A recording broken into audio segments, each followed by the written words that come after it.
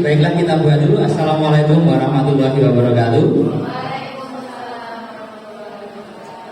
Alhamdulillahirabbil alamin wassalatu wassalamu ala asyrofil anbiya'i wal mursalin wa ala alihi washabihi ajmain. Kepada yang terhormat Bapak Ibu pendidik dan tenaga pendidik SMK Muhammadiyah Dagu, pertama-tama marilah kita ucapkan puji syukur kehadirat Allah Subhanahu wa taala yang telah melimpahkan rahmat dan hidayahnya kepada kita semua sehingga kita bisa berkumpul di ruang aula ini dalam rangka pengimbasan program guru penggerak angkatan ke-9. Salawat serta salam semoga selalu tercurah kepada junjungan kita Nabi besar Muhammad sallallahu alaihi wasallam yang insyaallah akan kita tunggu syafaatnya jauh lahir nanti. Bapak Ibu sekalian, untuk rangkaian acara pada hari ini yang pertama pembukaan, yang kedua acara inti, yang ketiga lain-lain, dan yang terakhir adalah penutup. Marilah kita buka acara pada pagi menjelang siang hari ini dengan membaca basmalah bersama-sama. Bismillah. Acara yang kedua yaitu acara inti. Saya dan Mbak Rai, Bu Rai akan menyampaikan beberapa materi, dan di sini intinya bukan saling menggurui, bukan, kita hanya sharing. Nah, siapa tahu ilmu ini sudah Bapak Ibu sekalian dapat, sudah pernah mendengar dapat, mungkin malah kita yang belakangan, seandainya kita yang lebih awal, ya tujuannya adalah sharing supaya ilmunya tetap berkembang, sehingga ilmu yang berkembang ini juga bisa menjadi berkah bagi kehidupan kita semua, bisa mendatangkan manfaat untuk diri kita sendiri maupun untuk orang-orang sekitar kita. Selanjutnya kita langsung saja ke materi yang pertama yang akan disampaikan oleh Bu Rai.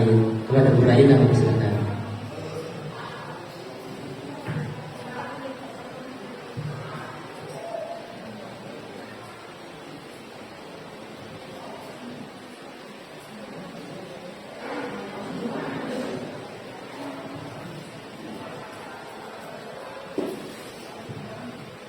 Oke, sebelumnya terima kasih Bapak Ibu atas kesediaannya mau hadir. Seperti kata Pak Agus tadi, di sini kita bukan berniat menggurui atau seperti apa, kita di sini sharing apa yang telah kita dapat. Mungkin nanti kalau ada kekurangan kita bisa saling menambahkan. Oke, kita masuk selama mengikuti guru penggerak selama 2 bulan lebih.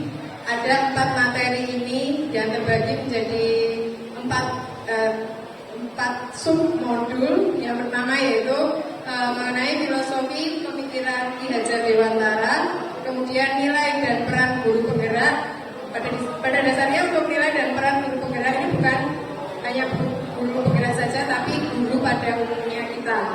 Kemudian yang ketiga, visi guru penggerak ini juga bukan visi kita sebagai guru penggerak saja, ini adalah visi kita pribadi yang kita bisa sampaikan ke sekolah sehingga nanti bisa jadi visi sekolah. Kemudian yang keempat adalah budaya positif. Untuk materi yang pertama yaitu tentang filosofi pemikiran KHD atau Ki Hajar Dewantara. Kita tahu bahwa pendidikan kita dimulai dari pemikiran-pemikiran Ki Hajar Dewantara. Di sini saya akan menyampaikan tentang beberapa filosofi pemikiran Ki Hajar Dewantara mengenai pendidikan di negara kita. Yang pertama adalah pendidikan adalah menuntun. Jadi menuntun segala kodrat yang ada pada anak sesuai dengan kodrat alam dan kodrat zaman agar mereka mencapai keselamatan dan kebahagiaan setinggi-tingginya. Itu adalah sebenarnya untuk keselamatan dan kebahagiaan setinggi-tingginya. Setinggi-tingginya itu adalah tujuan pendidikan nasional kita. Jadi di sini kita sebagai guru kita menempatkan anak untuk sebagai penuntun. Jadi kita harus yakin bahwa setiap anak itu punya kodrat alamnya dan kodrat zamannya. Kita tidak mungkin mengajari seorang anak nelayan cara menanam padi. Jadi kita sebagai guru harus bisa menuntun peserta didik kita sesuai tadi kodrat alam dan kodrat zaman. Untuk zaman, saya yakin saat kita sekolah pasti sangat berbeda saat kita menjadi guru. Jadi mungkin kita berpikir pas aku jadi murid orang ini banget. Ya karena kita sudah berada di zaman yang beda. Jadi kita harus mengikuti zaman anak, bukan anak yang mengikuti zaman kita. Kemudian pendidikan harus menghamba pada murid. Jadi mohon maaf, pendidikan itu tapi bukan menghambat terus kita jadi pembantunya, itu bukan. Tetapi pendidikan harus berpihak pada murid sesuai dengan minat, bakat dan kemampuan anak. Setiap anak saya yakin mempunyai bakat, minat yang beragam. Bukan artinya kita terus dalam satu kelas itu harus menganut, misalkan di situ ada minatnya 30 anak, kita nganut satu-satu. Oh ini minatnya membaca, ini audio, oh ini video. Terus bukan maksudnya di sini adalah satu-satu kita tidur itu tidak. Cuma sebagaimana kita memang harus kreatif mengelola satu kelas melalui media kita mengajar atau metode mengajar kita, yaitu tadi harus sesuai dengan minat, bakat dan kemampuannya. Yang ketiga adalah guru itu ibarat sebagai petani. Jadi sekolah itu ibarat lahan atau tanah dan murid kita itu adalah benihnya. Kalau kita menanam padi, tidak mungkin tumbuhnya jagung, suket bungkinya. Jadi itu diibaratkan petani karena apalagi kita sudah anak SMK, kita itu mengolah padi yang sudah bahasa Jawa itu kata, ngertos kata gitu. Kalau tidak kata itu baby. Oh ya, kata itu sudah menginjak mau tua, jadi sudah berbuah, sudah berbuah tapi belum ada isinya. Nah, kalau untuk PAUD, TK, SD itu kita menanam benih, kita siram, kita pupuk. Tapi kalau kita kan sudah jadi, hampir jadi. Nah itu memang susahnya kita di situ. Kalau mengubah tidak bisa. Kita hanya bisa membantu menumbuhkan aja apa yang sudah ada di mereka, kita bantu tumbuhkan. Karena kita tadi tidak mungkin mengubah padi menjadi jagung. Kemudian untuk nilai dan peran guru penggerak, di sini ini adalah sebenarnya yang harus ada atau yang diharapkan ada pada setiap guru, bukan hanya guru penggerak. Yang pertama, nilai dari guru itu adalah satu, mandiri. Kita sebagai guru, kita harus mandiri. Dimulai apa-apa dari kita sendiri. Kita harus bisa menyelesaikan masalah kita sendiri sebelum akhirnya kita membantu anak menyelesaikan masalahnya mereka. Bagaimana bisa kita membantu kalau kita sendiri belum bisa membantu diri kita sendiri, seperti itu. Kemudian reflektif adalah kita cepat tanggap ya. Kadang-kadang kalau saya saja yang mengalami di kelas, saya sudah punya rencana, oh anak ini nanti mau saya tayangkan PowerPoint, nanti anak diskusi, dan itu sudah. Tapi ternyata sampai di kelas anaknya tidak kondusif. Nah di situ harus dibutuhkan reflektifnya kita.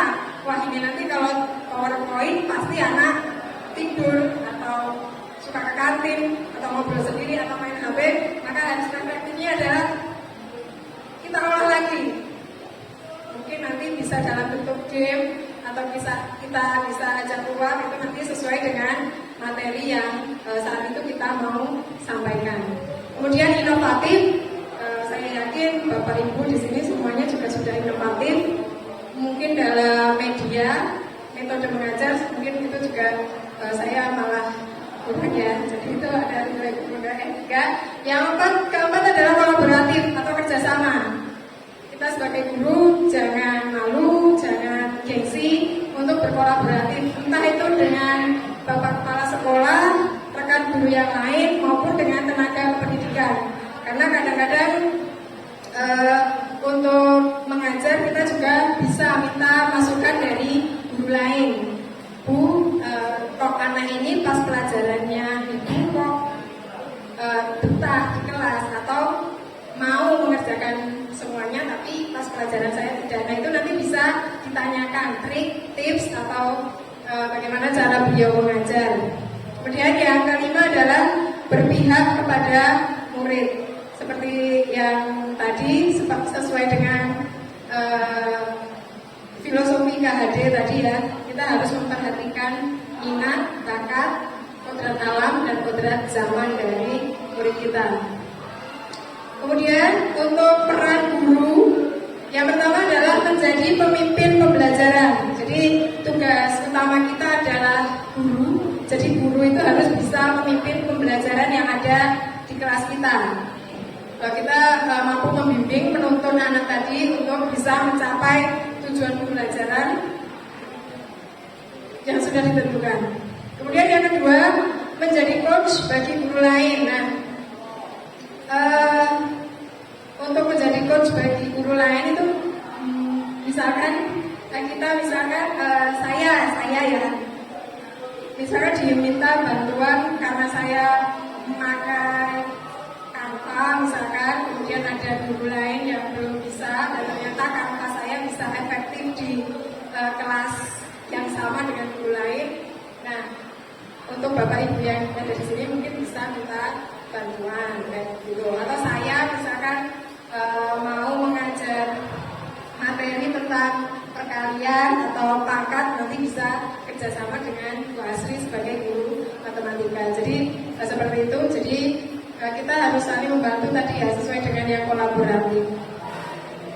Ketiga, mendorong kolaborasi. Jadi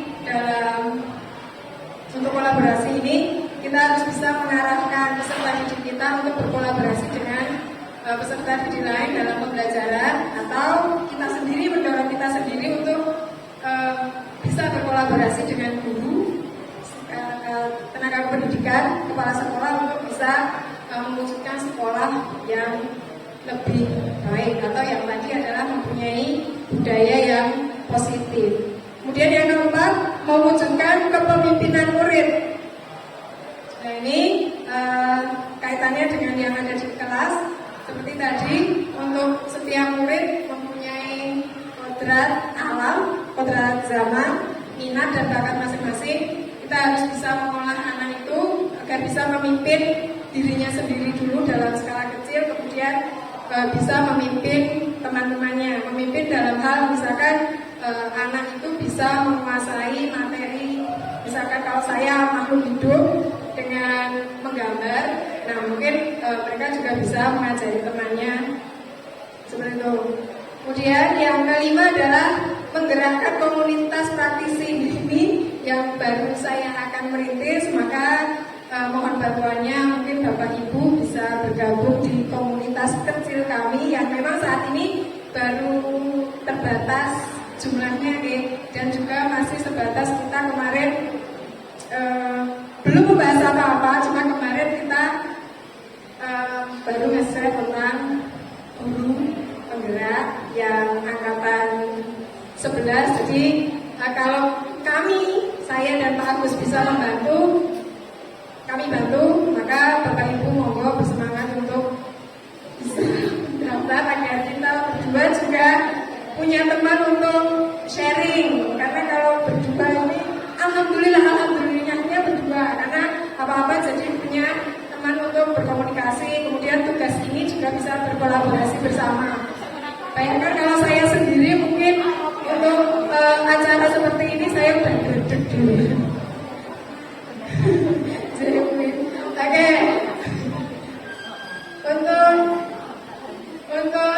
Untuk ini sudah dua modul ya. Mungkin ada tanggapan atau pertanyaan dari Bapak Ibu semua. Kalau bisa saya jawab. Kalau tidak sebagai PR juga nggak apa-apa. Monggo.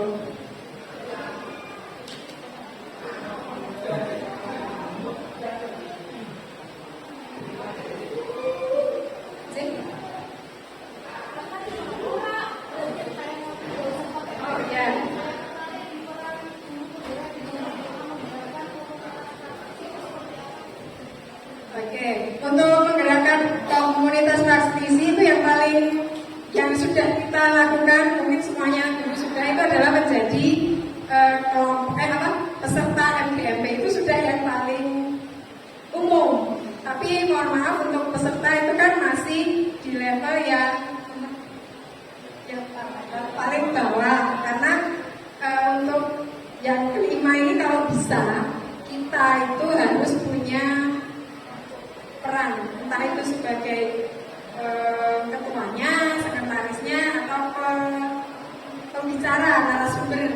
Nah itu adalah peran yang sudah ada di level yang atas, dan diharapkan sebagai guru penggerak kita harus sebagai perintis. Makanya kemarin saya baru perintis, isinya baru 6 orang. Nanti mungkin bapak ibu di sini mau menjadi anggota kami seperti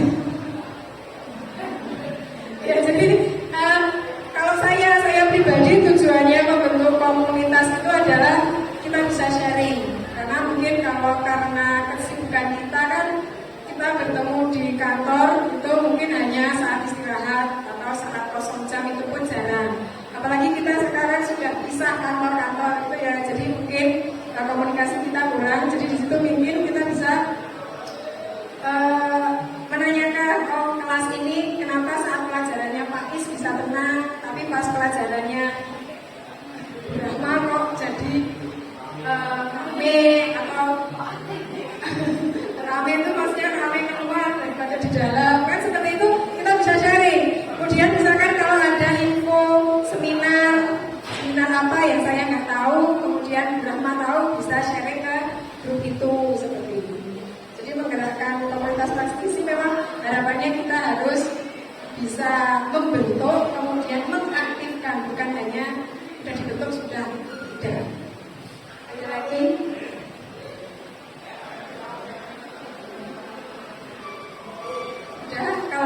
Kalau sudah, kita akan berlanjut ke materi submodul yang ketiga. Monggo bagus. Oke, sebelumnya tadi pertanyaan dari Bu Ima yang menggerakkan komunitas praktisi, ada sedikit tambahan. Ternyata dalam sebuah komunitas itu kalau sudah anggotanya 1 atau 2 saja, itu sebaiknya dibentuk susunan pengurus, sehingga nanti peran kita di dalam MGMP, entah itu internal sekolah ataupun terutama yang sekolah. Selama ini kan internal sekolah kita punya MGMP, tapi pengurusnya siapa belum tahu ya. Nah itu alangkah baiknya kedepannya dibuatkan siapapun itu nanti pengurusnya, sehingga nanti setiap guru akan mempunyai peran, entah itu ketua, sekretaris, atau bendahara atau anggota lainnya. Mungkin kalau untuk MGMP tingkat kabupaten ya itu karena teman kita banyak dan kita mungkin sekolah swasta agak beda ritmenya. Terutama tadi yang internal saja, mungkin kedepannya Bapak Ibu yang dalam satu MGMP-nya lebih dari 2 bisa dibuatkan pengurus. Baik Bapak Ibu sekalian, masih semangat ya? Baik, kalau masih semangat, kami lanjutkan lagi untuk visi guru.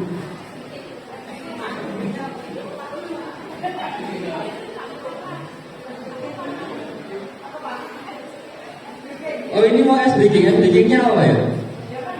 Saya itu pernah mendapatkan SDGing dan pemeran utamanya itu Bu Rahmawati Haryanto. Yang itu kan kerak-kerak itu Bu Rahma mohon berkenan untuk memberikan SDGing. Oh.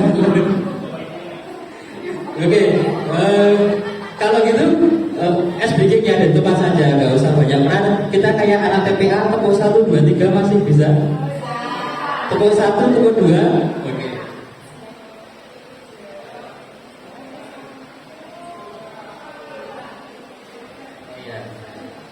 Oke, kita akan tepuk pagi, siang, malam.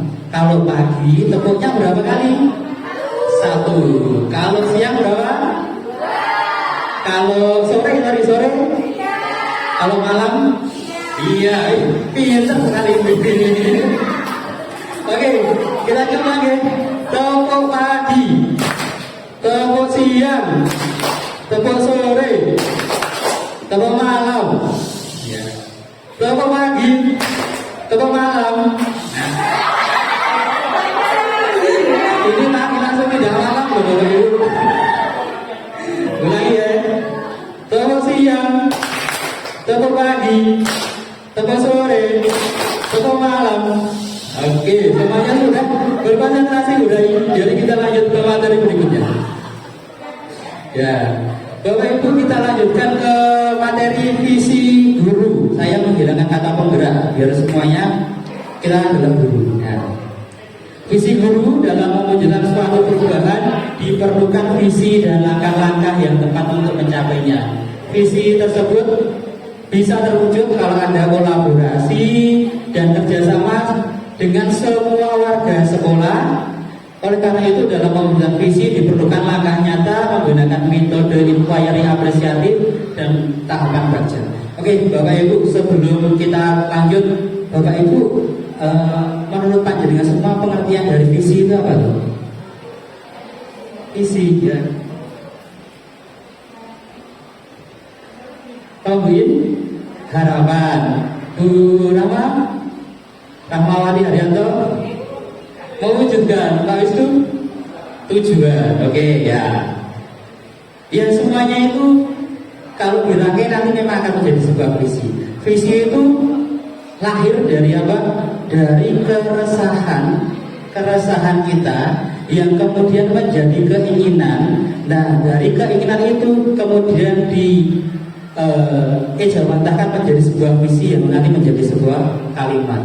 Dan tentunya dalam sebuah visi itu ada banyak sekali kata atau budaya positif yang nanti di dalamnya mengandung budaya-budaya positif yang kedepannya untuk kemajuan atau untuk mencapai tujuan bersama. Nah, visi yang kita lakukan di sini, contohnya sini aja. Visi dari SMK Muhammadiyah Dagu itu apa? Ayo. Iskandar. Visi dari SMK Muhammadiyah Dagu berprestasi, profesional, berakhlak mulia. Itu adalah visi dari SMK kita. Semuanya positif, nggak ada yang negatif ya. Mulai dari berprestasi, profesional, dan berakhlak mulia. Dalam membuat visi itu kita harus menyamakan sebuah persepsi per katanya. Contohnya tadi ada kata berprestasi. Berprestasi itu apa? Jadi kita harus punya satu suara dalam menerjemahkan kata berprestasi. Kira-kira apa berprestasi itu? Bapak Ibu. Karena ketika kita sudah bisa menyamakan persepsi, nanti itu akan turun menjadi misi, dan dari misi akan turun menjadi program kerja, dan dalam program kerja nanti akan ditindaklanjuti melalui RA, anggaran. Nah, program kerja kan pasti nanti akan di cover oleh anggaran. Nah, jadi visi itu sebetulnya adalah kunci utama ketika kita mau menyusun anggaran. Contohnya kita ambil satu tadi berprestasi. Berprestasi tadi mungkin kita punya program misi dari berprestasi menjadi juara lomba tingkat provinsi. Bisa itu. Dan nanti diwujudkan dalam program kerjanya seperti apa? Program kerjanya berarti nanti harus ada ikut lomba, terus harus ada apa? Anggaran itu pasti harus ada pelatihan, terus ada apa lagi? Ada drilling dan sebagainya. Nah itu nanti pasti butuh anggaran. Nah jatuhnya nanti ke situ. Jadi Bapak Ibu kalau kita ingin menyusun anggaran itu sebenarnya visi-visinya harus dijelaskan dulu. Nah, dan dalam menyusun visi-misi kita biasanya menggunakan tahapan baca. Yang pertama buat pertanyaan. Buat pertanyaan tadi misalnya saya ingin menjadikan siswa berprestasi. Dan itu nanti siapa saja yang terlibat. Kemudian sumber daya apa yang kita miliki. Kira-kira kalau di SMK Muhammadiyah Dagu, kalau ingin mewujudkan siswa yang berprestasi atau menjadi juara lomba drum band, kira-kira masuk nggak? Masuk betul? Punya alat? Ada pelatihnya? Yakin? Nah, kita harus memperhatikan sumber daya. Tapi kalau misalnya mewujudkan siswa untuk menjadi juara satu lomba farmasi, masuk? Masuk, karena kita mempunyai sumber daya yang mendukung. Ya, bertanya sumber dayanya ada nggak, siapa yang terlibat? Pasti kita akan melibatkan kepala sekolah, bapak ibu guru yang sesuai dengan kompetensinya. Kemudian ambil pelajaran dan gali mimpi, jabarkan rencana sampai dengan atur eksekusi. Nah, dari tahapan-tahapan tersebut itu nanti akan mewujudkan bagaimana cara kita membuat visi. Jadi visi-visi itu nanti melalui tahapan ini tersebut. Dan ketika kita ingin membuat visi harus memenuhi SMART. SMART itu dari spesifik, jelas. Jadi tidak masih umum, harus jelas. Seperti apa? Measurable itu apa?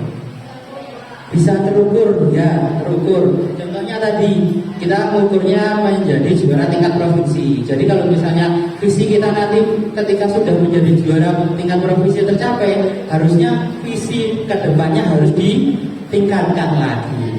Kemudian achievable, bisa diterima atau bisa dicapai. Contohnya yang tadi ketika kita mau mengikuti lomba drum band, wah itu nanti kayaknya akan achieve-nya agak susah karena kita belum mempunyai sumber daya yang memenuhi. Kemudian ada relevan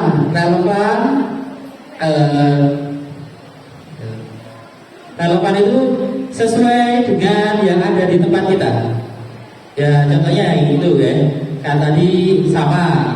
Oh ya, tadi misalnya Mbak Asri yang lomba matematika, karena kita punya sumber daya tentang matematika yang bisa menjadikan siswa berprestasi, berarti bisa untuk diberikan sehingga relevan. Kemudian time bound itu gini Bapak Ibu, dalam menyusun visi itu harus ada rentang waktunya. Jadi semisal kita biasanya rentang waktu itu didasarkan atas jabatan Bapak Kepala Sekolah, Bapak atau Ibu Kepala Sekolah. Karena semua visi dan program kerja itu akan di-ACC oleh Bapak Kepala Sekolah. Jadi lebih baiknya setiap 4 tahun sekali atau 8 tahun kalau 2 periode visi itu perlu dibongkar lagi. Semisal 4 tahun tadi mempunyai visi untuk juara tingkat provinsi, kok sudah 4 tahun belum jadi juara provinsi, ya harusnya dirubah, ya mungkin agak diturunkan menjadi juara tingkat kabupaten saja. Nah nanti kalau misalnya kok sudah 4 tahun sudah menjadi juara tingkat provinsi, kita rubah nanti menjadi juara tingkat nasional. Jadi perlu Bapak Ibu untuk mengecek sebuah visi itu tidak stagnan, visi itu dipakai terus, harus disesuaikan dengan kondisi dari keadaan sekolah ini, sumber daya manusianya, sumber daya dari pengajarnya, siswanya, sarprasnya, betul ya. Mungkin terkait dengan sarpras di zaman seperti ini kan banyak sekali sarana dan prasarana yang harus ditingkatkan lagi supaya kalau kita ya Mbak ya, misalnya melihat lomba LKS, contohnya di farmasi atau kesehatan, di sebelah lain kadang-kadang wah malate timbangannya digital loh ya, ada kesehatan. Nah, seperti itu berarti kita perlu mengevaluasi visi kita. Oh berarti kalau supaya kita bisa lolos ke lomba tingkat provinsi, anyari kan timbangannya, maksud timbangannya sih misalnya gitu. Ini semisal Bapak Ibu. Tapi kalau itu fakta dalil bisa disampaikan. Ya. Oke, lanjut Mbak Rayi. Nah, visi tadi saya sudah sedikit menyerempet ya. Kalau dalam visi tadi ada budaya positif. Budaya positif itu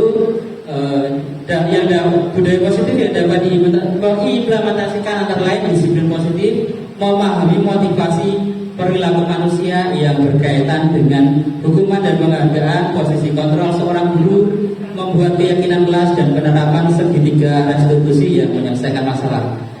Untuk budaya positif, saya akan menyampaikan tentang disiplin positif.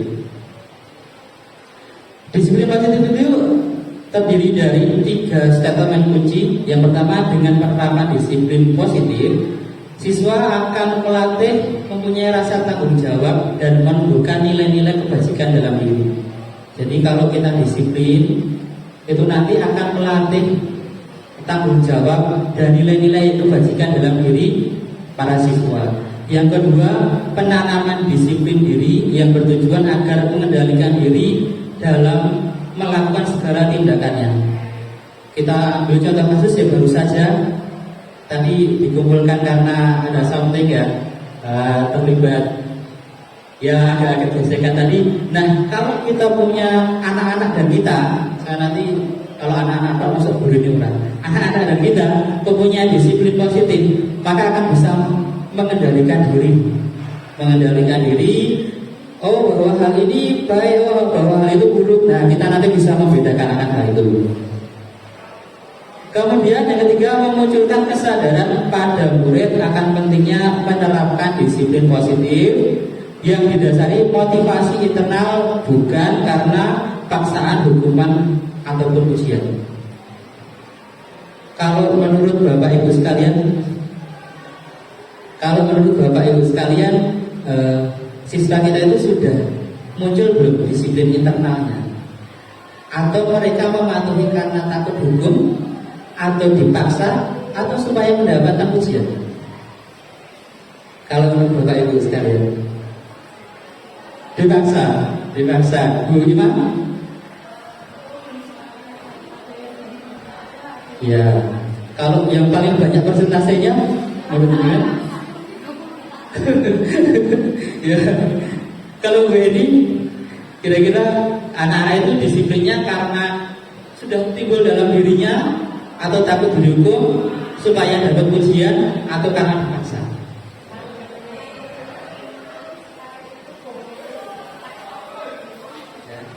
Oh, jadi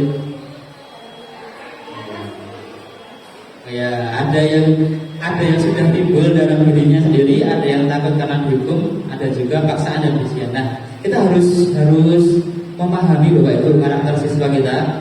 Mereka itu disiplin.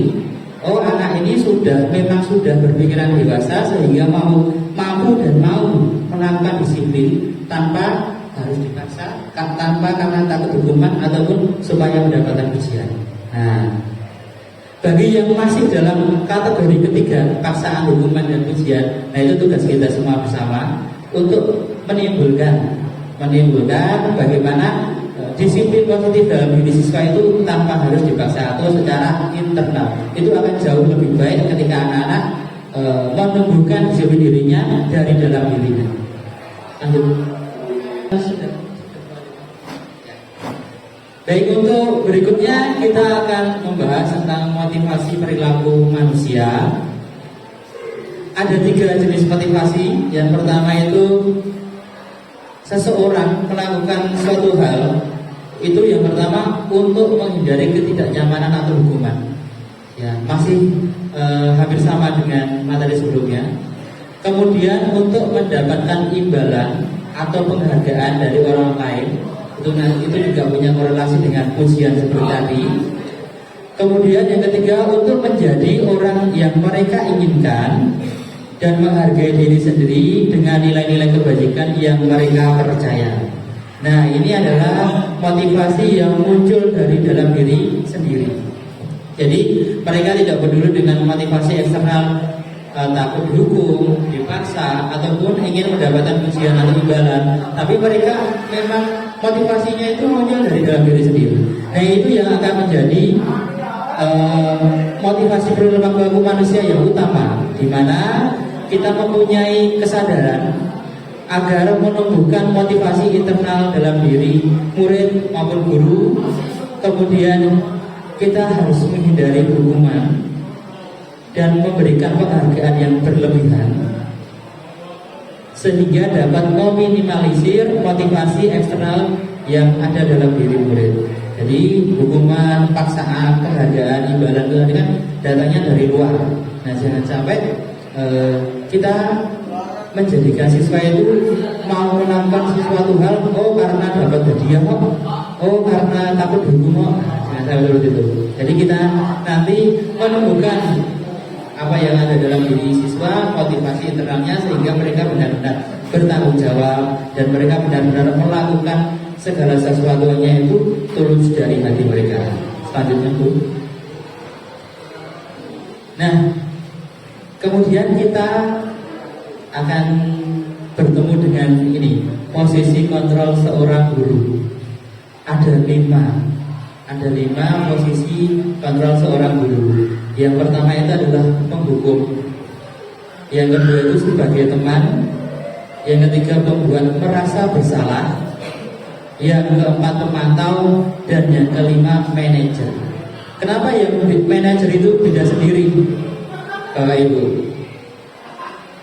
Kenapa manajer beda sendiri? Kasta tertinggi. Karena namanya benar. Bapak Ibu, mungkin dalam kita bisa introspeksi saat ini kita di posisi yang mana. Misalnya penghukum. Jadi kita ambil contoh kasus ada siswa yang terlambat. Nah, apabila kita menempatkan diri sebagai peran penghukum, pasti kita langsung, loh, kamu telah ngapain? Lari sana 5 kali kelilingi sekolah misalnya. Jadi tanpa kita mengetahui latar belakang masalah terlambat, kita langsung judgment. Nah, langsung ngasih hukuman. Itu berarti posisi kita sebagai guru dan peran kita menjadi penghukum. Itu tentunya tidak dibenarkan. Yang kemudian selanjutnya sebagai teman. Sebagai teman di sini, misalnya ada yang terlambat. Nah, kita juga harus bisa mengetahui batas-batas mana yang harus kita lakukan ketika kita berkomunikasi dengan siswa. Nah, misalnya kita, belum apa bro, telat bro. Nah, tangi ini kawanan ya, seperti itu. Nanti respon yang disampaikan anak kita tentunya juga akan tidak begitu menghargai apa yang menjadi tindakan kita, karena kita merasa bahwa itu adalah sikapnya sebagai teman saja. Nah, kemudian pembuat merasa bersalah. Pembuat merasa bersalah itu seperti apa? Ini pembuat merasa bersalah. Kasusnya masih terlambat atau lainnya? Lainnya, misalnya ini kan habis KI gitu, habis KI harusnya kan segera membuat laporan KI. Katakanlah ini sudah terlambat KI, sudah terlambat mengumpulkan laporan KI. Kita bilang tadi, kok kamu belum mengumpulkan laporan KI? Tahu nggak kalau kamu nggak mengumpulkan, nanti yang disalahkan saya sebagai pembimbing. Nah, kita membuat seolah anak itu merasa bersalah bahwa nanti kalau laporan KI tidak dikumpulkan, kita juga kena ikut imbas yang lain. Kok pembimbingnya orang Anda ini mungkin? Apa pembimbingnya tidak memandu bagaimana cara membuat KI? Jadi nanti di situ siswa akan merasa, oh, kok aku yang disalahkan? Ya memang pembuatan itu salah karena dia tidak mengumpulkan KI, laporan KI tepat waktu. Tapi seolah-olah itu nanti menjadikan siswa semakin double kesalahannya. Satu, dia telah mengumpulkan KI. Yang kedua, seolah-olah nanti kalau gurunya mendapat teguran dari atasan, yang salah juga karena siswanya. Yang kemudian ketiga itu menjadi pemantau. Menjadi pemantau, kita sudah punya tata tertib Bapak Ibu ya. Tata tertib misalnya kita menemui anak yang tidak berseragam atau rambutnya panjang misalnya gitu. Di tata tertib mungkin sudah tercantum apabila rambutnya panjang maka harus dipotong. Nah, ketika kita menjadi tim pemantau, ya udah kita saklek dengan peraturan yang ada. Oh, rambut itu atau potong sudah. Oh, gue telat atau apa? Nanti jadi kita hanya menerapkan apa yang sudah menjadi peraturan tanpa mengetahui latar belakang anak tersebut melakukan sebuah kesalahan. Bapak Ibu, kadang-kadang kita tahu bahwa anak itu di rumah kebutuhan dasarnya yang mungkin kita sebut kebutuhan dasar itu apa Bapak Ibu? Sandang pangan papan, dia itu basic sebagai makhluk hidup. Tapi kebutuhan yang sifatnya psikologis itu adalah salah satunya adalah kurangnya perhatian atau kasih sayang. Nah, perlu kasih sayang ya, orang hidup itu perlu kasih sayang.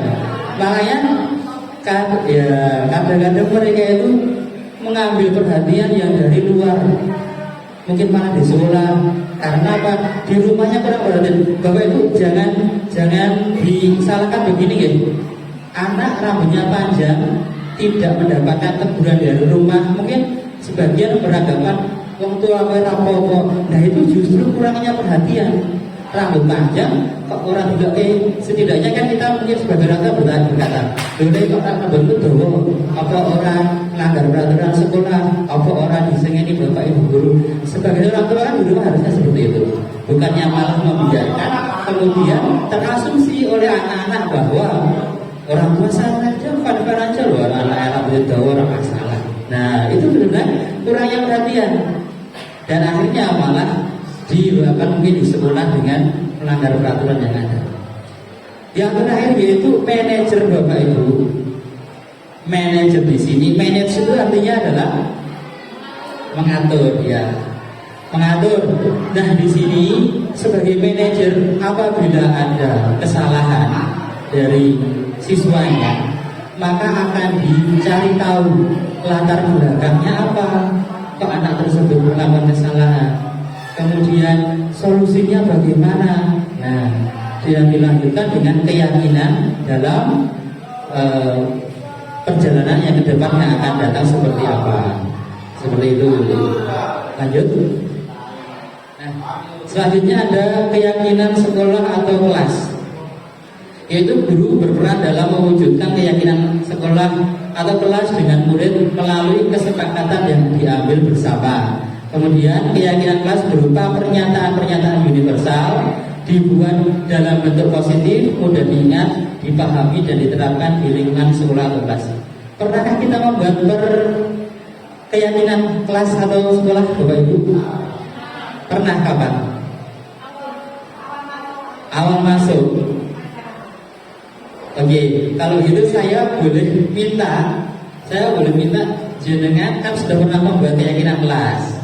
Saya boleh minta 2 keyakinan kelas yang Anda terapkan di kelas yang sudah didiskusikan dengan teman-teman. Boleh? Saya bagi kertasnya, saya minta 2 saja. Ya. Keyakinan kelas banyak kan ya?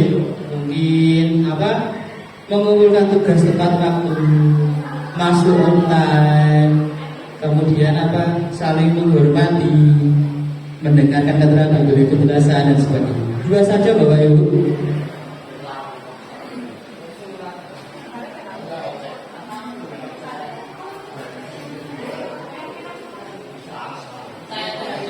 Keyakinan kelas itu dibentuk atas kesepakatan guru dan siswanya.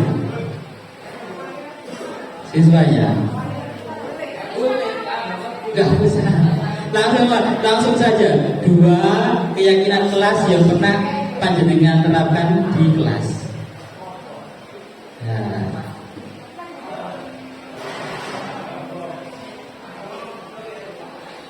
Nah, tujuan keyakinan kelas itu nanti untuk mencapai tujuan pembelajaran agar bisa dicapai bersama-sama.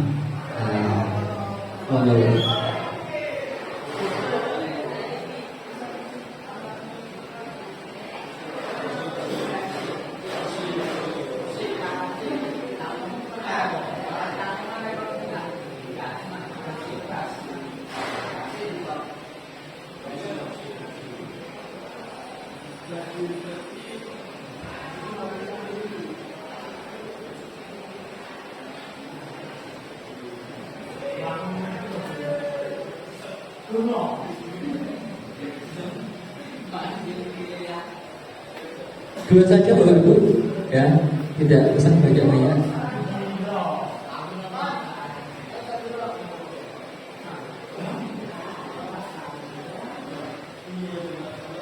Yang penting ada nilai atau budaya positif dalam keyakinan kelas itu.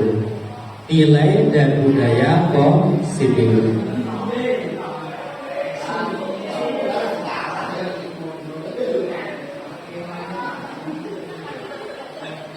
Bagaimana Bapak Ibu?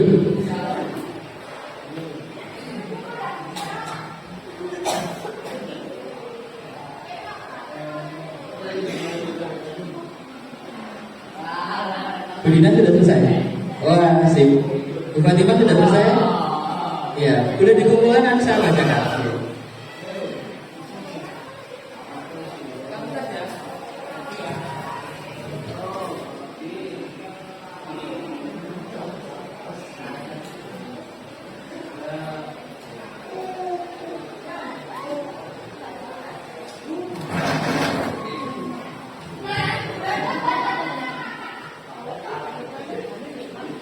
Bapak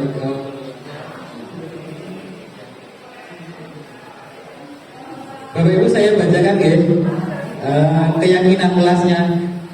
Sebenarnya tadi pedoman keyakinan kelas itu di kotak bawah nomor 2, pernyataannya universal, dibuat dalam bentuk positif, mudah diingat, dipahami, dan diterapkan dalam lingkungan sekolah atau kelas.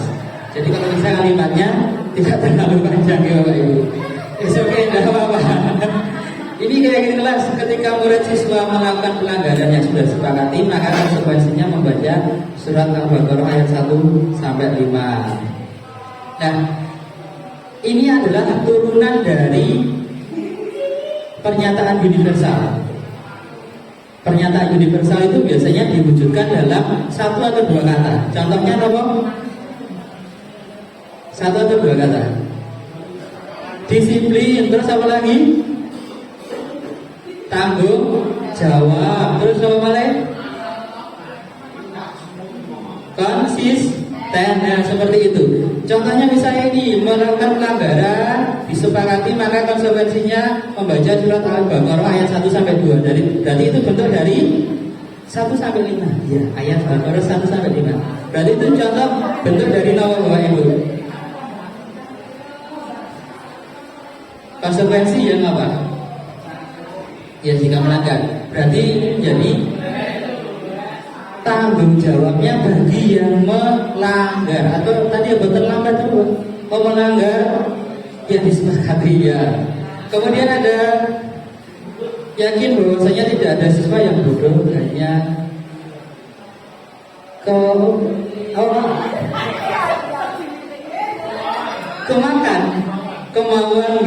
kemauan yang membedakan mereka. Yakin dalam akan masa depan yang indah jika anak atau siswa rajin. Ini lebih ke quote ya Pak ya, lebih ke quote, kata-kata penyemangat. Ya, kesepakatan itu ya contohnya dari Bang ini ya. Nanti kalau terlambat konsekuensinya baca surat Al-Baqarah 1 sampai 5 ya. Siswa setuju, guru setuju. Nah itu nanti bisa menjadi pernyataan di dalam kelas yang wujudnya adalah tanggung jawab. Kemudian ini setiap hari Selasa diadakan arisan bersama, memberikan informasi yang berkaitan dengan SPP dan pembiayaan dan harus dibenarkan oleh siswa. Wah ini lebih ke administrasi keuangan ya? Iya, ya betul sekali.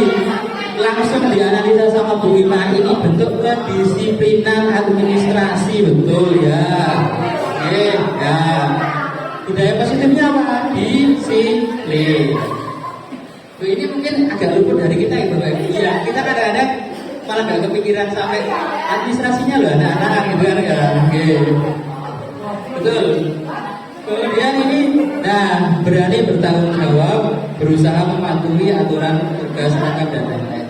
Dari kata kalimat dan katanya saja sudah tahu bahwa itu adalah tanggung jawab. Seragam sesuai, harus disiplin ya.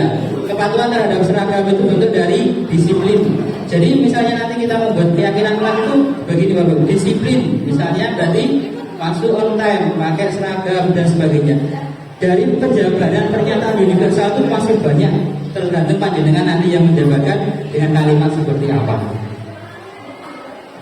Lanjut, ada bertutur kata yang baik, tidak boleh piso-piso, selalu meminta izin apabila akan keluar atau meninggalkan kelas. Nah, bertutur kata yang baik itu berarti maksudnya apa Bapak Ibu? Sopan, ya sopan santun. Ya betul lah, Bapak Ibunya langsung menangkap materi dengan sangat cepat bulat. Masuk sesuai jam pelajaran, ya disiplin. Jika terlambat tidak boleh ikut pelajaran. Ya, tidak boleh. Ini tak dewein, nanti ada pembahasan. Saya mencari-cari yang perlu dibahas. Iya, betul Mbak Lisa. Betul. Menjaga kebersihan kelas, menjaga kekompakan. Menjaga kebersihan kelas berarti bentuknya adalah tanggung jawab konsisten. Menjaga kekompakan kelas, ya kerja sama ya sama gitu. Membayar kas tepat waktu, ya sama dari. Ini sama membayar kas setiap hari Selasa, membentuk struktur pengurusan kelas yang bertanggung jawab. Oke, tadi sudah sama. Nah, ini kontrak belajar, kehadiran, pengumpulan tugas, keikutsertaan praktikum, seragam harus rapi dan sesuai harinya. Ya, betul Bapak Ibu.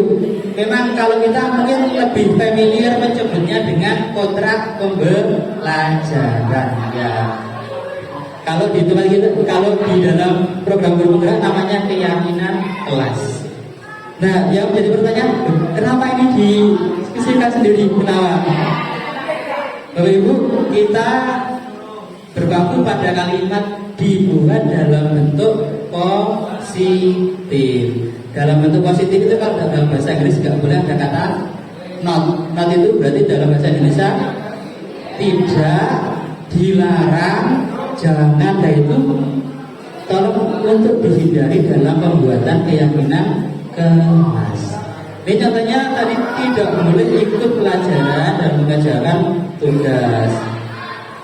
Mungkin ini kalau dihilangkan kata tidaknya menjadi seperti apa? Jika kawan boleh mengikuti, isinya konteksnya masih sama, tidak mengikuti pelajaran dan mengerjakan tugas, tapi menghilangkan kata tidak. Nah, mungkin boleh seperti itu, mengerjakan tugas di luar ruangan kelas boleh. Ataupun misalnya ada keyakinan kelas tidak boleh minum atau tidak boleh makan minum ketika pelajaran. Itu pembetulannya bagaimana berarti? Kan harusnya nggak boleh kata pakai tidak boleh. Tidak boleh makan atau minum di dalam kelas. Supaya esensinya sama tapi disampaikan dengan kalimat yang berbeda. Iya, boleh makan atau minum saat istirahat. Bapak Ibu, jadi nanti ketika kita membuat kontrak pembelajaran, kalau dalam bahasa kita monggo untuk menggunakan kalimat-kalimat yang positif. Ya, nanti kalimat yang negatif mungkin bisa dihindari. Karena apa Bapak Ibu? Kadang-kadang ada pepatah katanya larangan adalah sebuah perintah. Ya, ketika kita jangan, tidak, dilarang, itu adalah malah ada murid yang merasa terchallenge. Malah nggak apa-apa. Nah, seperti itu. Iya, peraturan dibuat untuk dilanggar katanya gitu. Peraturan itu dibuat untuk mengatur. Ya. Oke Bapak Ibu, sampai di sini ada yang perlu ditanyakan, dikomeni, dikritisi, ada monggo. Apa itu? Mulai dari tadi ya visi misi, kemudian budaya positif sampai dengan keyakinan kelas. Karena habis ini nanti lebih kompleks lagi. Cukup Bapak Ibu? Cukup. Nah, kalau cukup nanti ada materi berikutnya yang akan disampaikan oleh Bu Rai. Monggo Bu Rai.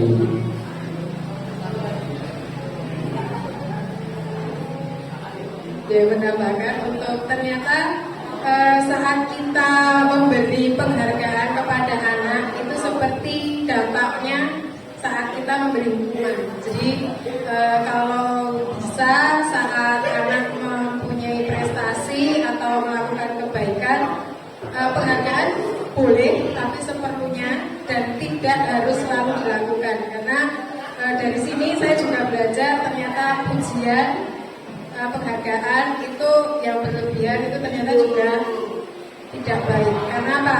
Anak akan melakukan kebaikan kalau kita puji, kita beri uang atau kita beri hadiah seperti itu. Saya juga baru tahu. Jadi ternyata setelah kita belajar banyak kesalahan atau sesuatu yang tidak dianjurkan. Kalau saya sendiri merasa ternyata saya itu adalah seorang guru yang satu penghukum, dua membuat anak merasa bersalah, dan tiga teman. Itu kesalahan saya. Ternyata itu semua saya pikir dengan pendekatan seperti teman, anak lebih akan terbuka atau dekat dengan kita, tapi ternyata itu salah. Jadi memang kontrol yang baik dan sesuai dengan kita itu adalah seorang manajer. Tapi tentunya sebelum kita menjadi manajer anak, kita harus menjadi manajer diri sendiri. Kalau mau anak tidak terlambat, ya kita usahakan tidak terlambat. Kalaupun kepasanya kita terlambat, ya itu tadi harus punya keyakinan keras dulu. Konsekuensinya apa? Jadi jangan terlalu egois. Murid tidak boleh terlambat, itu juga. Jadi teladanan. Nah, kemudian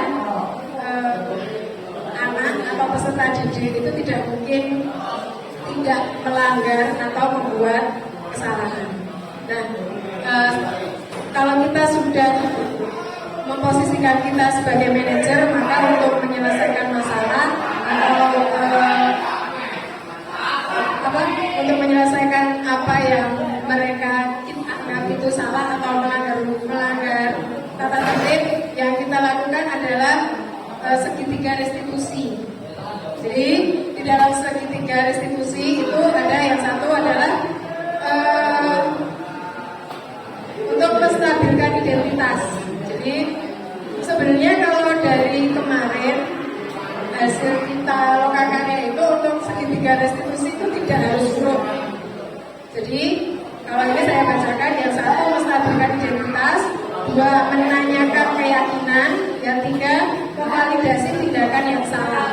Jadi sebelum kita berlaku sebagai manajer, memang diharapkan kita harus punya keyakinan kelas dulu.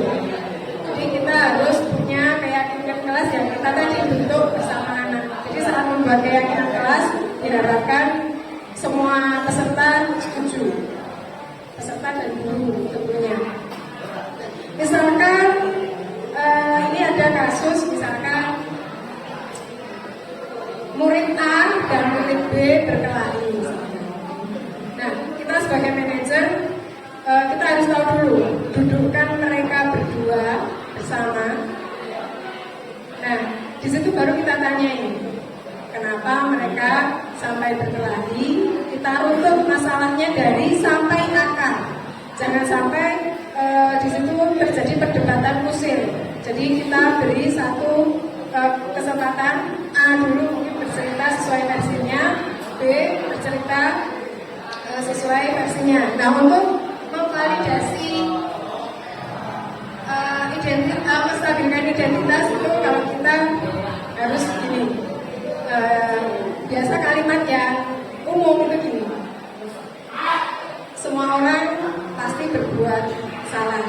Nah, itu adalah kalimat yang standar, kalimat yang umum bisa kita ungkapkan. Kemudian yang kedua tadi memvalidasi tindakan yang salah.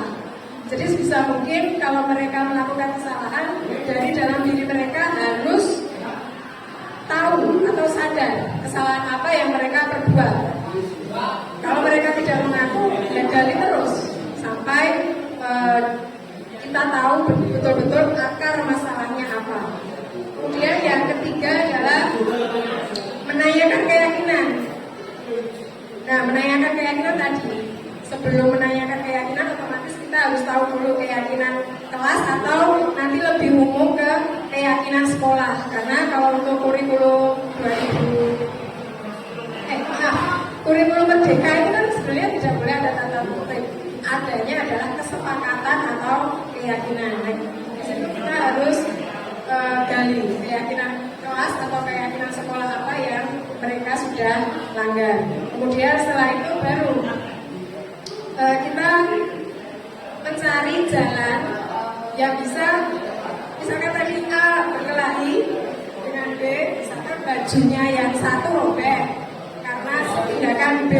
Nah, kita harus tanya ya, dulu apa yang harus dilakukan oleh si B untuk memperbaiki kesalahannya. Misalkan ya harus dijahitkan atau harus diapakan, itu adalah yang menyelesaikan harus dua anak tersebut.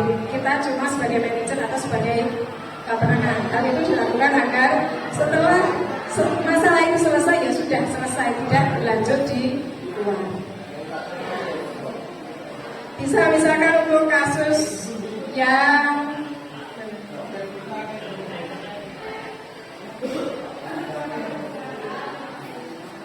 Oh ya, ini misalkan ada kasus A ini ya. Ali seorang murid kelas 8 saat jam istirahat makan siang baru mulai Anda melihat Amira yang sedang memperhatikan hasil ujian ulangan yang didapatnya. Kemudian Anda menghampiri Amira dan bertanya berapakah nilai yang didapat. Amira menjawab hasilnya 60. Seketika Anda merasa senang nilai yang 90. Merasa senang dengan nilai yang 90 Anda dapatkan. Rasa senang itu Anda keluarkan dengan mengucapkan, "Yeay, nilai saya lebih bagus dari kamu. Kamu tidak belajar dengan benar sih. Belajar lebih keras lagi ya." Hehe, dengan Anda menyindir. Amira yang mendengar itu langsung tiba-tiba sedih dan terlihat mulai menangis. Anda langsung merasa bersalah. Namun menyadari ada teman lain yang masuk ke dalam kelas, Anda memutuskan untuk keluar dari kelas. Nah, kemudian waktu jam pulang sekolah, guru Anda meminta sebentar untuk berbicara dengan dia. Sini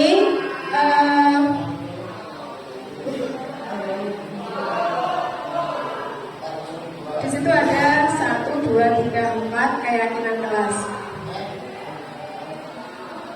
Nah jadi ini, jadi karena tadi ada siapa yang menangis Pak? Oh Amira menangis karena diejek oleh Ali atau oleh saya, gitu kan? Nah, itu di situ kita sebagai guru harus peka juga. Ini anak menangis kenapa? Nah dari situ kan kita akan menggali dari yang diejek tadi, kamu menangis kenapa? Nah setelah kita tahu alasannya, maka Ali dan Amira didudukkan bersama. Ditanyalah, gini, misalkan ini ya, saya tanya. Kamu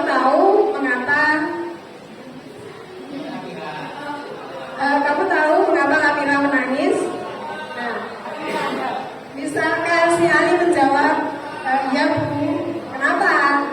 Terus ya itu tadi, saya tadi mungkin dengan tidak sengaja menyindir atau mengejek Amira karena saya merasa nilai saya lebih bagus seperti itu. Nah, kemudian saya sebagai guru juga harus bertanya juga, apakah itu sudah sesuai dengan keyakinan kelas yang telah kita sepakati.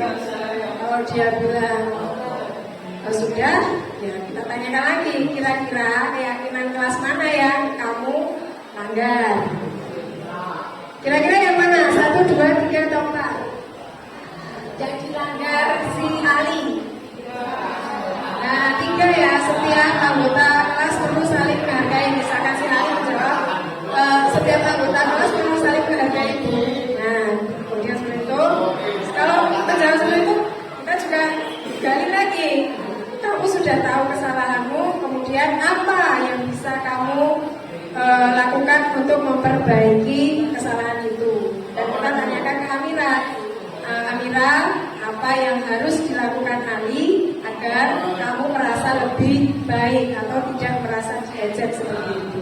Nah itu harus kita tanyakan.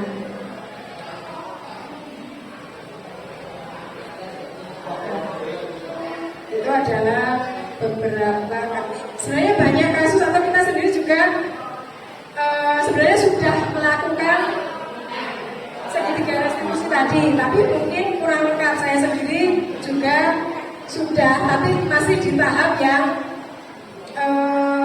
paling yang tadi apa, validasi identitas. Semua orang pernah merasa, mungkin itu kita sudah pernah praktek juga, tapi belum. Kadang-kadang kita langsung ngasih hukuman.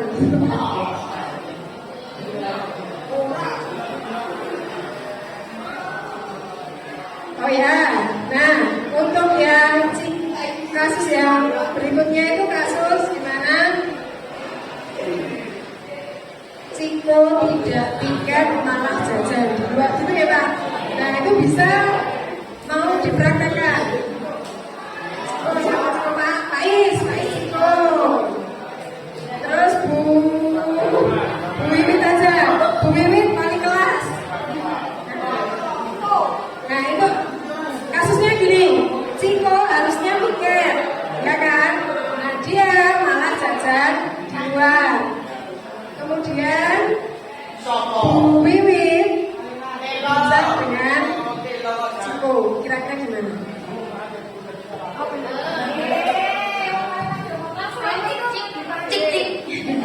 Ciko, hari ini kan jadwalnya apa sih Mas? Tiket. Kenapa malah jajan di kantin? Kenapa nggak bantu teman-temannya tiket?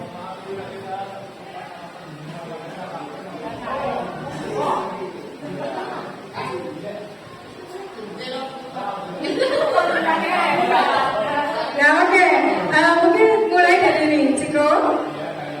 Kamu tahu kenapa saya panggil? Kenapa? Nah, kenapa kamu tidak ikut tiket? Oke, saya tahu makan itu adalah kebutuhan dasar manusia, ya. Nah, tapi apakah kamu tahu bahwa tindakan kamu itu melanggar keyakinan kelas kita? Di mana kamu melanggarnya?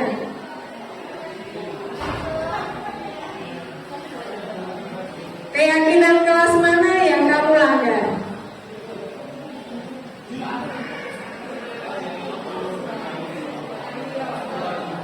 Oke, ya kamu melanggar yang bekerja atau mengerjakan segala pekerjaan atau mengikuti segala kegiatan yang ditugaskan.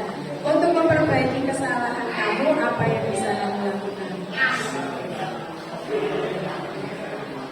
Oke, saya terima permintaan maafnya. Saya yakin semua orang pernah berbuat salah, maka dari itu saya akan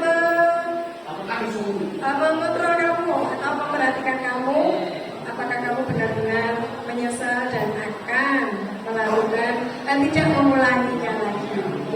Mungkin seperti itu. Ya, sama-sama. Oke, ini adalah mungkin sedikit garis-garis. Jadi seperti yang saya bilang tadi, untuk sedikit garis-garis itu tidak harus urut sebenarnya. Jadi misalkan anaknya nggak ngaku salah kok langsung, ya saya tahu kamu apa, setiap orang pasti, ya saya nggak merasa salah, itu malah repot lagi ya. Nah, jadi seperti itu.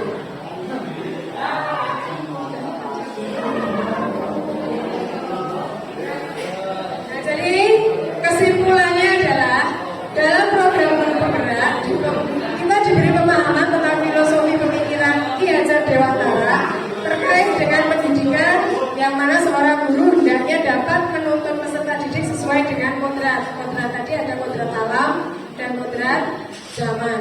Kemudian guru harus memahami nilai dan perannya yang kemudian kita bisa mengimplementasikan dalam lingkungan pendidikan agar dapat mewujudkan kualitas pendidikan yang lebih baik lagi.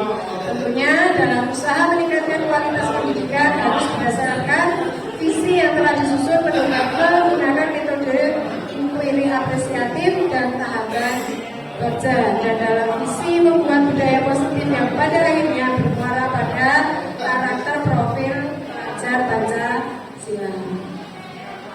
Oke, demikian tadi adalah sedikit ilmu yang sudah kita peroleh dari program Guru Penggerak, baru satu modul Bapak Ibu.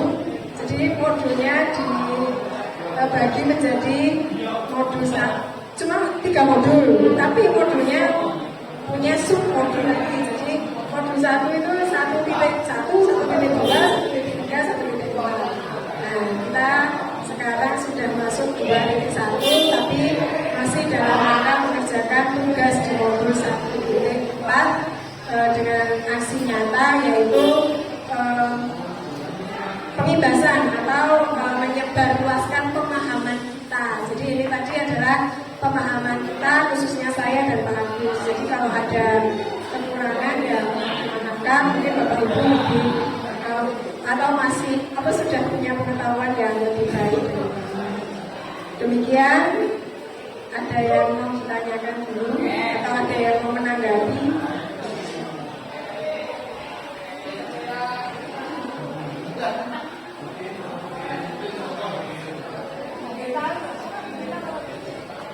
Terima kasih kesempatannya Burai, Pak Agus dan rekan-rekan pendidik SMK Muhammadiyah Jelambu. Hebat sekali, super sekali, ilmu yang bermanfaat. Semoga dengan ilmu tadi kita semakin tersadar bahwa memang di sini adalah pilihan kita. kita guru tidak hanya menjadi transfer knowledge, tapi kita memang menjadi pendidik. Tadi bahwa kita punya amanah untuk memberikan proses pembelajaran di sekolah yang tadi dalam filosofi tadi bahwa sekolah merupakan lahan, dan tadi murid kita adalah SMK, katanya memang apa ya sudah kalau orang menanam nasi mungkin masyarakat matang juga. Nah ini sama, itu kan berarti memang mengajar adalah seni. Ya semoga kita semakin mengetahui, semakin lebih baik menjalani apa yang kita di sini menjaga mana ini. Semoga dengan Bu Rai, Pak Agus sudah membawa pastinya karena sistem pendidikan kita semua terekam, termasuk kemarin kita sudah menerima rapot mutu bahwa apapun semua terekam di kementerian dan termasuk pola kita. Hebat sekali Pak Agus, Bu Rai dan semuanya. Semoga sekali lagi kita semakin mudah untuk lebih baik untuk semuanya. Insyaallah berkah untuk semuanya. Mohon maaf kalau ada kesalahan, cuma untuk kita semuanya. Kita kan pribadi kami berkaya. Assalamualaikum warahmatullahi wabarakatuh.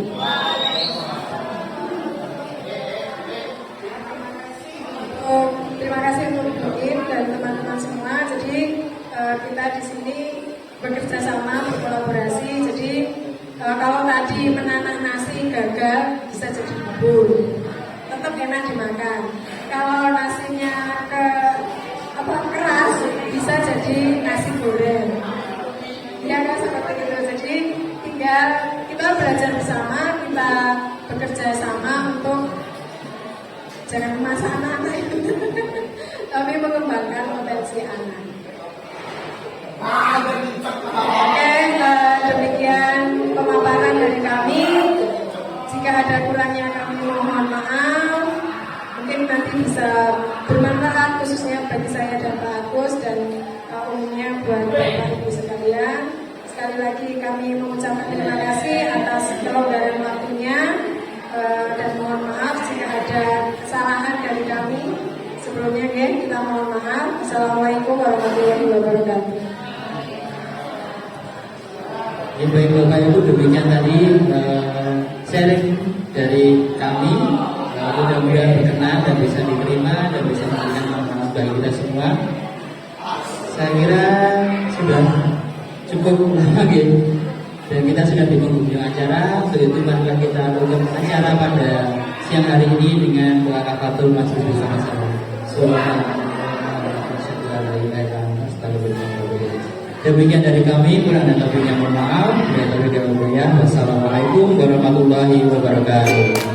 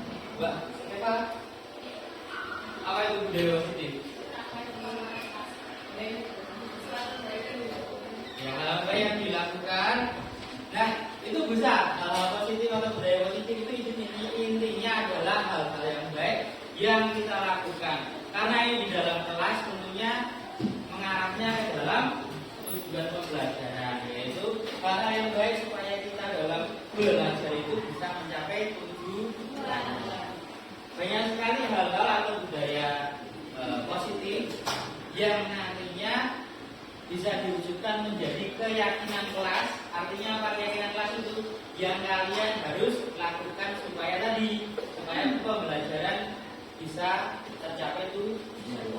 Oke, kali ini saya akan silakan bagian kertas kecil, kertasnya kecil. Silahkan kalian tulis apa yang menjadi ide atau budaya positif atau keyakinan kelas yang kamu yakini bahwa hal tersebut bisa membuat kalian tercapai tujuan pembelajarannya. Tadi katanya tujuan pembelajarannya supaya saya minta, supaya saya besok lulus dan sebagainya. Nah, silahkan ditulis. Nah, ada banyak budaya positif, hal-hal positif. Nanti silahkan ditulis dan kalau sudah nanti ditempel di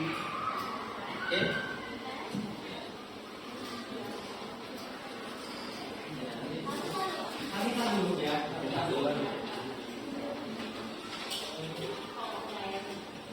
kalau gambar nanti boleh dua gambar.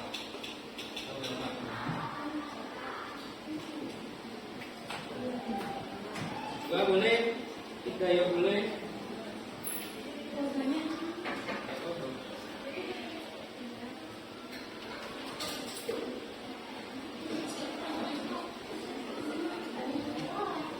Nah, kira-kira apa loh yang bisa bikin saya nanti pintar?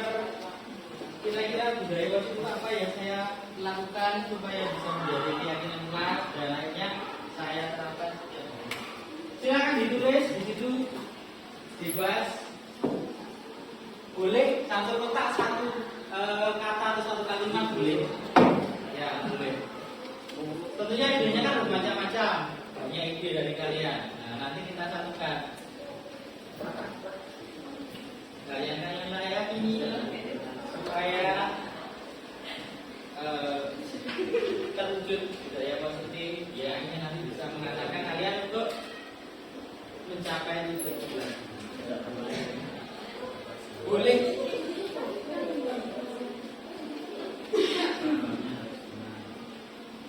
Dalam wujud kata boleh, wujud kalimat boleh. Kalau tadi misalnya ada disiplin kan kata. Misalnya kalimat tidak main HP di dalam kelas itu kalimat.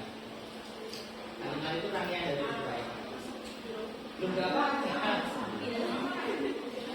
Banyak loh, banyak itu kalian bisa memilih.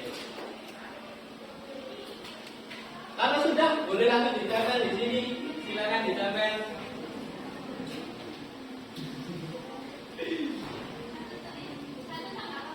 Ya, dua boleh, satu boleh.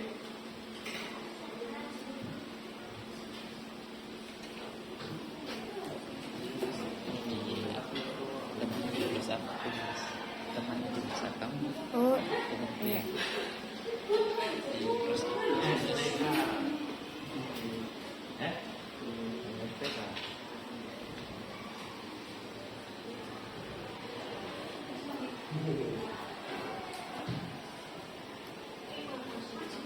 Ya boleh langsung ditempel boleh.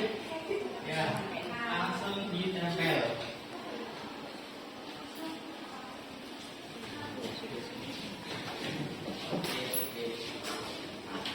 Ya.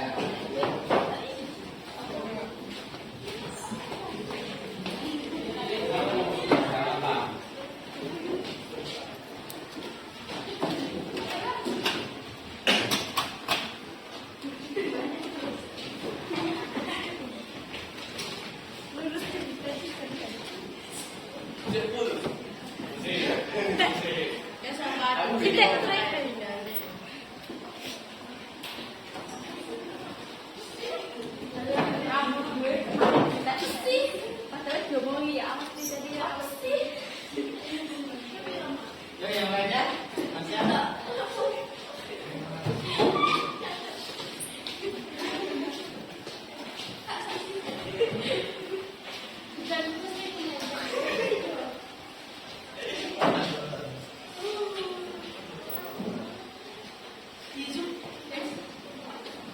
Oke, sudah semuanya, ada yang belum? Sama belum?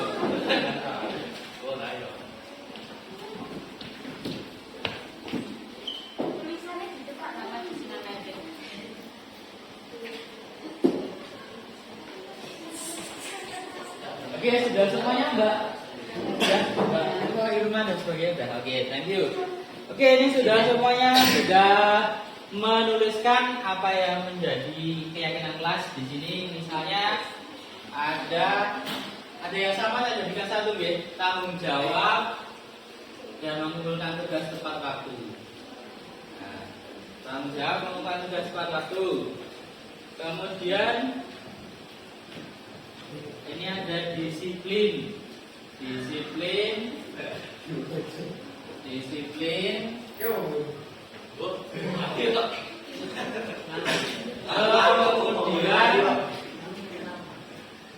mentari tata tertib, apa? Hamba Allah. Mentari tata tertib itu boleh, itu malah, tapi is better kalau lebih spesifik. Tata tertib kan banyak, itu kan masih general ya. Ya nggak apa-apa, tata tertib. Ini satu kalimat bisa merangkum semua hal-hal baik. Kemudian ada praktek dan presentasi. Berarti kalau pembelajaran minta praktek presentasi. Tidak boleh bermain game saat pelajaran langsung. Berarti harus tertib ya. Tidak nge-game saat pelajaran. Oke, tidak nge-game.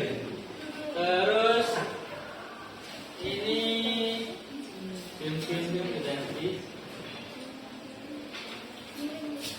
Itu sudah game. Kemudian tidak tidur saat guru menjelaskan materi. Oke ya, tidak tidur. Oke, good. Terus ada ini izin ketika keluar kelas, izin waktu mau keluar kelas ya, sama izin. Kemudian ada lagi ini tidak boleh berisik, tidak boleh makan. Jadi satu dengan ini tidak boleh. Ya. Kemudian disiplin tadi, jadi sini disiplin. Menghindari dari bolos mata pelajaran jam kosong. Sampai gini, apa ini? Ya ini bagus sih. Jadi kalau misalnya jam kosong ataupun bapak ibu belum masuk, tetap di dalam kelas atau petugas tiketnya bisa mencari di kantor. Ya mungkin ada keperluan tertentu jadi bapak ibu gurunya kosong. Kemudian disiplin lagi. Pak disiplinnya banyak. Disiplin. Nah ini ice breaking berarti berhubungan dengan materi. Pembelajaran outdoor berhubungan dengan pembelajaran materi. Tidak makan saat pembelajaran, tadi tidak makan. Tidak makan, wah ini berarti yang tidak makan juga banyak nih. Lebih disiplin dalam tugas, kegiatan belajar disiplin. Ini bagus nih, menghargai pendapat teman. Siapa? Good, very good ya. Menghargai pendapat teman. Kita kan jarang-jarang terpikir seperti itu. Ini wah pokoknya saya ngomong bertentangan ya ora no gitu kan. Itu bagaimana pendapat berusaha agar mampu menampung materi satu pelajaran. Mau berteman dengan semuanya siapa? Ayo coba. Angkat tangan apa? Ya good ya. Mau berteman dengan teman. Itu bagus loh. Kan kalau ini mostly kan dilakukan sendiri kan, disiplin tanggung jawab itu kan tanggung jawab diri kita sendiri kan, timbulnya dari diri sendiri. Tapi kalau mau berteman, berada pendapat ini kan ada interaksi dengan orang lain kan. Nah itu justru mungkin lebih sulit dilakukan. Kalau diri sendiri kan ya yang timbul dari diri saya, akibatnya juga oleh diri saya. Tapi kalau ini akibatnya akan untuk lingkungan kita. Ya bagus. Menjaga lisan yang baik. Tidak bermain lagi, tidak bermain. Nah, mengerjakan tugas tepat waktu sama dengan disiplin tanggung jawab. Berangkat sekolah tepat waktu, disiplin tanggung jawab sama. Mengerjakan tepat waktu sama dengan tanggung jawab. Datang tepat waktu ya. Semangat belajar. Oke, good. Aktif dan kreatif. Siapa? Angkat tangannya. Aktif kreatif. Ini bagus loh. Ide dari yang baik. Aku nangkep. Coba lihat. Coba lihat.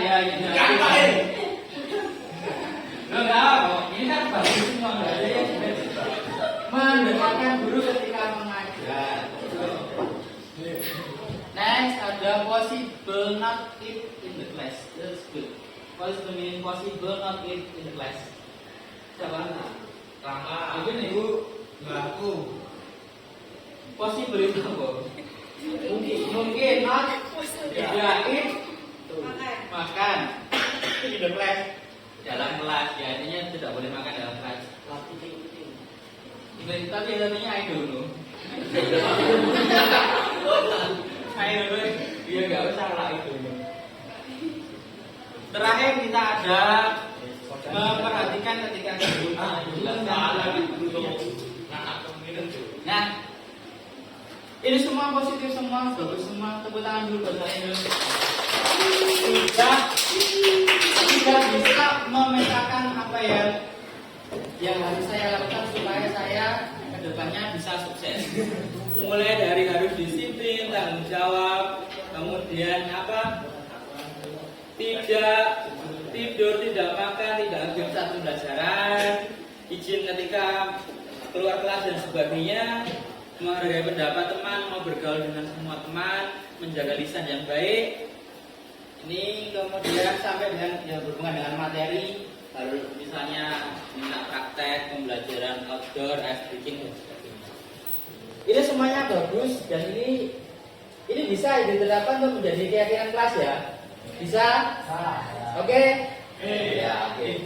Insya Allah. Setidaknya sudah berusaha. Oh ini yang harus saya lakukan supaya saya nanti kedepannya kalau pembelajaran bisa lebih oke, more better.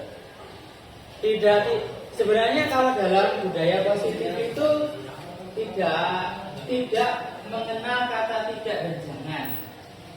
Karena semua yang positif itu tidak menggunakan not kan kalau dalam bahasa Inggris. Nah, ini kalimat yang tidak boleh bermain HP, tidak boleh makan ini.